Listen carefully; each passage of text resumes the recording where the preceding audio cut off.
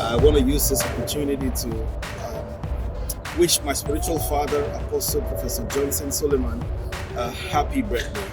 In this time and this season of celebration, I want to join the whole world and be a part of this celebration because, Papa, you have been an inspiration to us. You have been a father. You have been a friend. You have been a mentor. You have been a stronghold in times when we need you the most. So in the season and period when you're celebrating your birthday, it's just ideal for us as your children all over the world to celebrate you. Pastor Paul ALFRED Abraham is my name, OFM Miami, Florida.